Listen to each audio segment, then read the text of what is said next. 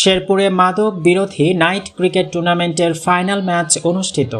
শেরপুর জেলা শহরের পৌরসভার চাপাতলী মহল্লায় স্বজন মাদকাসক্তি পুনর্বাসন কেন্দ্রের 12 বছর পূর্তি উপলক্ষে মাদক বিরোধী নাইট ক্রিকেট টুর্নামেন্টের ফাইনাল ম্যাচ অনুষ্ঠিত হয়েছে। 23 জানুয়ারি শুক্রবার রাত 9টায় চাপাতলী ঈদগাহ মাঠে আয়োজিত এই ফাইনাল ম্যাচটি অনুষ্ঠিত হয়।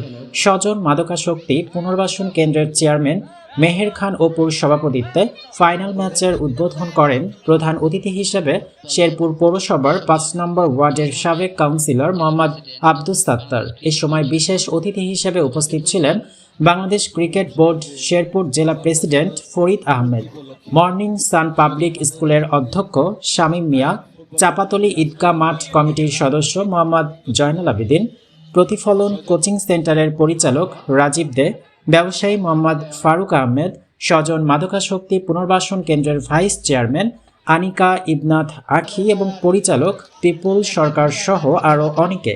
10 ওভারের এই ফাইনাল ম্যাচে চাপাতলী ক্রিকেটার্স 119 রান সংগ্রহ করে বিজয়ী হয়। অপরদিকে শেরপুর স্ট্রাইকার্স 97 রান করে রানার্স আপ হওয়ার গৌরব অর্জন করেন।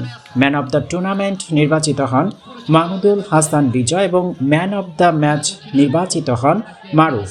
রানার্স আপ দলের টিম ম্যানেজার ছিলেন শেরপুর স্ট্রাইকার্সের প্রতিনিধি। খেলা শেষে বিজয়ী চাপাতলী ক্রিকেটার্স দলকে পুরস্কার হিসেবে একটি এলইডি টিভি প্রদান করা হয় এবং রানার্স আপ দলের খেলোয়াড়দের মাঝে মোবাইল ফোন সেট বিতরণ করা হয়।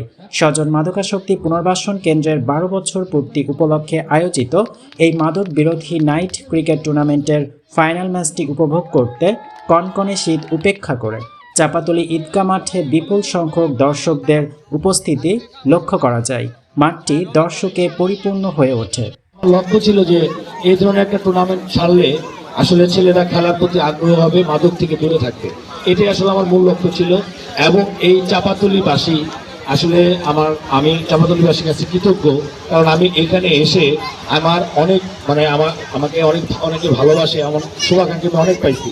আমি ধন্যবাদ জানাই এই চাপাতলীবাসীকে যে আমাকে এই ধরনের খেলা একটি সম্পূর্ণ করার সুযোগ করে দেওয়ার জন্য ধন্যবাদ জানাই। আজকের প্রধান অতিথি আমার আসলে এই খেলায় তার সময় নষ্ট করে এসেও আমার সময় দিয়েছে। আমি অনেক অনেক ধন্যবাদ সকল।